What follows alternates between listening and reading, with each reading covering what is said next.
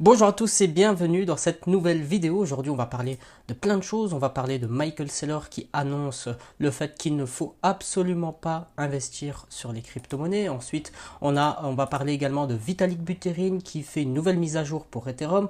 On va également parler de OKEx qui met en garde contre la réglementation MiCA qui est passée ici le 1er juillet. On va parler plein de choses, de nouvelles news qui sont arrivées sur le marché. Et avant de commencer, on va voir déjà un petit peu où en est le marché actuellement. Donc on voit qu'il y a un petit peu de rouge sur le marché.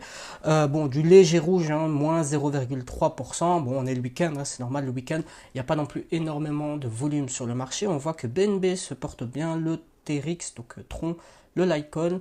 Et on voit quelques petites crypto-monnaies par-ci par-là dans le vert, mais sinon la majorité se retrouve quand même dans le rouge léger, mais rouge quand même.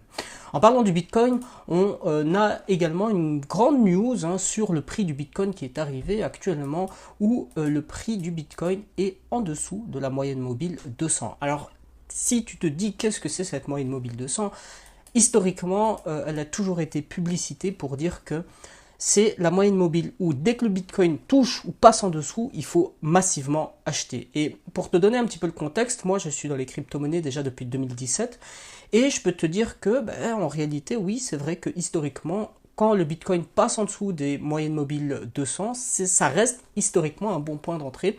Du moins, je préfère acheter maintenant le Bitcoin que de l'acheter quand il diverge et quand il est beaucoup plus haut que la moyenne mobile 200. Donc voilà. Petite news sur le prix et sur les indicateurs phares du Bitcoin. Allez, on va commencer la vidéo avec la toute première news. C'est sur les ETF Bitcoin. Alors, on a tout simplement des retraits de liquidités qui se font de plus en plus sur le Bitcoin. On est à la huitième semaine consécutive où les ETF Bitcoin connaissent des retraits de liquidités. En somme, la plupart des acteurs vendent leurs ETF Bitcoin et s'en débarrasse actuellement. Et on a Michael Saylor qui nous dit qu'actuellement, en réalité, les cycles du Bitcoin ne vont plus être drivés par le halving, qui était connu historiquement, mais va plutôt être drivé par les retraits et les ajouts de liquidités des institutionnels sur le Bitcoin et en l'occurrence sur les ETF Bitcoin. C'est une thèse d'investissement qui est plutôt intéressante et qui reviendrait à dire que ceux qui vont faire bouger le marché, ce sont les institutionnels et non pas les petits particuliers ou également des mineurs, parce qu'à la base, le halving vient de là, mais qui reviendrait à dire plutôt que ça serait les institutionnels qui vont driver le marché avec leur retrait et leur ajout de liquidité sur le Bitcoin. C'est une thèse qui se tient.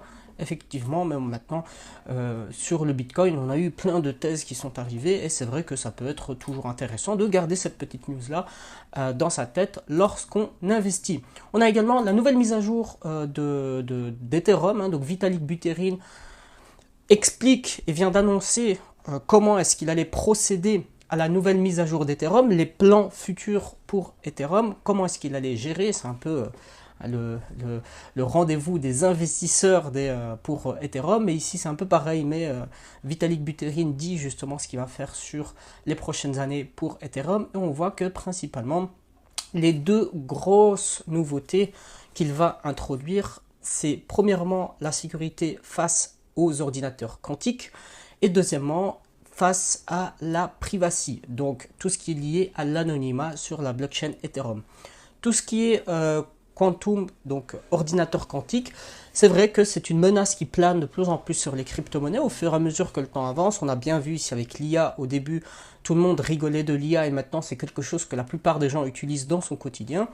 Et c'est vrai qu'on entendait déjà que les ordinateurs quantiques pouvaient mettre à mal les blockchains et les crypto-monnaies. Et c'est une menace qui peut arriver beaucoup plus rapidement que prévu, et c'est ça que Vitalik Buterin essaye de pallier avec sa nouvelle mise à jour et ses nouveaux plans pour la suite pour Ethereum. Et également toujours une petite couche de privacy qui va rajouter sur Ethereum. C'est d'ailleurs un des tweets que j'avais mis sur mon Twitter, d'ailleurs il se trouve juste en bas, mon Twitter, ou bien tu peux me suivre directement, c'est CryptoExtract YT pour YouTube, mais je parle justement du fait que Vitalik Buterin le dit souvent, il est vraiment pour la privacy, c'est vraiment quelque chose qui lui tient à cœur, Et c'est vrai que c'est quelque chose que la plupart des investisseurs sous-estiment sur Vitalik Buterin. Lui, il est vraiment pro-privacy. Et il se plaint souvent à chaque fois que ces transactions sont tracées dans la blockchain. Et à chaque fois qu'il fait une petite transaction, tout le monde le suit. Mais ici, on connaît, on comprend un petit peu sa position, la raison pour laquelle est-ce qu'il prévoit de faire des gros changements sur Ethereum au niveau de la privacy. C'est d'ailleurs prévu pour 2029. Prochaine news en parlant de 2029 et du futur, on a Eric de Ledger qui lui dit que atteindre 1 million de la valorisation, enfin un bitcoin qui vaut 1 million peut rendre tout simplement le système financier totalement faible. Donc la finance traditionnelle, d'accord? Pourquoi? Je voudrais justement rebondir avec cette news qui va en parallèle. Hein. C'est que beaucoup d'experts en fait disent que Bitcoin, ils veulent réduire et frozen, donc c'est-à-dire geler les bitcoins de Satoshi Nakamoto, les 1,1 billion de bitcoins, tout simplement à cause plutôt de la menace du quantum, donc des ordinateurs quantiques. C'est vrai, et encore une fois, on voit ici la menace planer de plus en plus. On voit d'ailleurs les acteurs dans la crypto-monnaie qui prennent de plus en plus cette menace-là au sérieux de l'ordinateur quantique. On comprend d'ailleurs la raison pour laquelle Vitalik Buterin, lui, met des petites mises à jour et prévoit de créer des résistances face au quantum. Et des investisseurs pensent et disent que, et aussi CZ, hein, c'est pas n'importe qui, dit qu'il serait bien de geler les bitcoins de Satoshi Nakamoto parce que si tu veux, les bitcoins de Satoshi Nakamoto sont sous l'ancienne version de Bitcoin, le logiciel, et donc ils sont facilement, entre guillemets, hein, je dis bien facilement, donc la clé privée peut être facilement décryptée grâce à l'ordinateur quantique. Bien sûr, il faut encore que le quantique se développe, mais c'est en tout cas un système de chiffrement qui laisse des brèches par la suite, et ça, les gens ne le veulent pas et veulent anticiper cette chute-là. C'est la raison pour laquelle beaucoup d'investisseurs, dont CZ, disent qu'il faut frozen, donc geler les bitcoins de Satoshi Nakamoto. Quand ils disent bloquer les bitcoins de Satoshi Nakamoto, ne veut pas dire trouver la clé privée, la prendre et la détruire. Non, loin de là. Aujourd'hui, personne ne détient directement la clé de Satoshi Nakamoto. Ce qu'ils veulent faire, c'est créer un petit fork où tous les validateurs du nœud Bitcoin vont se mettre d'accord pour ne plus miner aucune transaction du wallet de Satoshi Nakamoto. Et donc, ils vont bloquer, entre guillemets, indirectement, et tous les bitcoins qui se trouvent dans le portefeuille de Satoshi Nakamoto.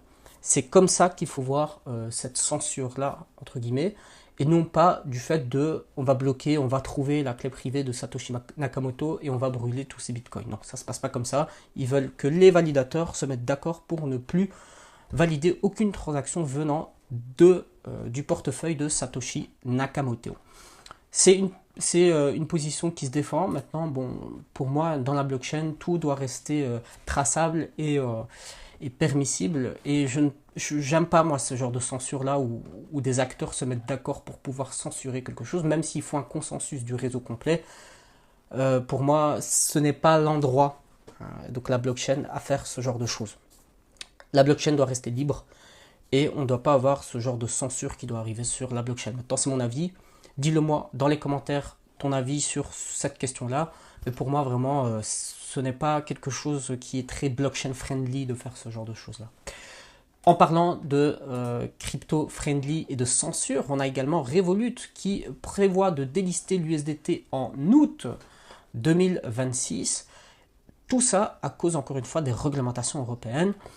On voit d'ailleurs, hein, ça on le sentait venir parce que l'USDT était de plus en plus banni de la plupart des plateformes. Aujourd'hui, très peu de plateformes autorisent encore l'USDT. Moi, j'utilise aussi Gate, sur Gate ça fonctionne très bien, mais typiquement pour toutes les plateformes qui sont régulées à 100% et qui ont par exemple la licence MiCA, etc., personne n'accepte l'USDT, hein, typiquement sur Coinbase, Kraken, etc. Tout ça, c'est fini. Maintenant, ils sont tous passés sur l'USDC qui, lui, est beaucoup plus régulé. Maintenant, bon, C'est encore une fois, hein, c'est les réglementations qui font en sorte de pouvoir délister. Ça fait comme un coup dur parce que ça laisse moins de choix sur le marché d'utiliser des stablecoins. Maintenant, on voit également des alternatives se développer sur le marché des crypto-monnaies, notamment par exemple avec l'arrivée de Hyperliquid qui te permet de faire beaucoup d'acheter, de vendre la crypto-monnaie sous forme d'un perpétual, tout ça directement on-chain, donc sans avoir besoin de faire de KYC ou quoi que ce soit. Il y a également plein de protocoles comme ça qui permettent de le faire. Tu as également les DEX, hein, comme Uniswap, etc., qui te permettent de faire plein de swaps sans devoir faire de KYC. Maintenant, les plateformes centralisées sont quand même beaucoup plus utilisées, sont beaucoup plus utiles, surtout pour faire le lien entre la finance traditionnelle et la blockchain et la finance décentralisée. Pour passer entre les deux, il faut un acteur qui puisse convertir ton argent que tu as dans ton compte en banque en crypto-monnaie. Que ce soit du Bitcoin ou que ce soit n'importe quelle crypto-monnaie, il faut un acteur régulé qui puisse faire ce transfert-là. Une fois que tu es en crypto-monnaie, tu peux presque tout faire sans faire du KYC. À l'heure actuelle, il y a plein de solutions qui nous permettent justement de faire ça. Le plus compliqué, c'est vraiment de passer de la finance traditionnelle à la finance décentralisée. Et une fois que tu as fait ce lien-là, après, tu n'as plus vraiment de limite. Donc, encore une fois, voilà une petite nouvelle à garder en tête. Mais si tu as des USDT sur Revolut, attends-toi à ce que ça ne soit plus possible de pouvoir acheter, revendre avec de l'USDT sur Revolut à partir d'août 2026. En parlant de censure, en parlant de mauvaises nouvelles, on continue avec Trump qui, lui, encore une fois, dit que Trump's crypto token buyers are down 3,8 milliards de dollars dans le blockchain. Donc en gros, Trump a fait perdre plus de 3,8 milliards de dollars aux personnes qui ont investi dans son token Trump. Eh oui, hein, on se rappelle quand c'était arrivé, le Trump Coin, beaucoup de personnes disaient qu'ils gagnaient de l'argent avec le Trump Coin, ou bien des personnes qui s'en mordaient les doigts parce qu'ils n'avaient pas acheté du Trump Coin au tout début. Bien que quand c'est venu tout d'un coup. Mais on peut voir qu'en réalité, sur le marché des crypto-monnaies, ceux qui perdent font beaucoup moins de bruit. Et aujourd'hui, on a eu beaucoup plus de perdants sur le Trump Coin que des gagnants. Et donc, ok, tu pouvais être là au bon moment, au bon endroit, mais tu ne peux pas construire une stratégie viable pour réellement investir sur le Trump Coin, par exemple, et gagner de l'argent, parce que structurellement, cette crypto-monnaie a été créée pour que ceux qui gagnent le plus d'argent, c'est la famille Trump. Donc ce genre de crypto-monnaie-là, il faut vraiment l'éviter. Ce n'est pas des choses à prendre vraiment à la légère. Et pour moi, ce genre de token-là, il ne faut même pas le prendre dans son portefeuille. À la limite, un petit fonds de portefeuille, mais il faut qu'il y ait une narrative derrière. C'est-à-dire, si tu es là, tu es au bon moment, au bon endroit, au tout début, que personne ne connaît, et que tu veux jouer un petit billet, ça se comprend. Par contre, construire un portefeuille sur du long terme avec ce genre de token-là, franchement, je te le déconseille. Maintenant, tu fais ce que tu veux. Ce n'est pas un conseil en investissement. Je te donne juste mon avis. Est-ce que je ferais moi si j'étais à ta place et que j'étais confronté à ce genre de problème-là? Donc voilà, aujourd'hui, Trump a fait beaucoup de dégâts sur le marché des crypto-monnaies. Il en a fait beaucoup plus que ce qu'il a apporté de bon sur ce marché-là. On verra aux prochaines présidentielles des États-Unis. Voilà, j'espère en tout cas que cette vidéo t'ait plu. N'hésite pas et n'oublie pas de t'abonner, de partager cette vidéo-là à tes amis, à ceux qui s'intéressent au monde de la crypto-monnaie. Abonne-toi parce que je vais sortir d'autres vidéos. Toutes les 2 jours, je vais sortir une petite vidéo condensée, synthétique des dernières news qui se sont passées dans le monde de la crypto-monnaie. J'espère en tout cas que cette vidéo t'a plu. Nous, on se dit à la prochaine. Salut!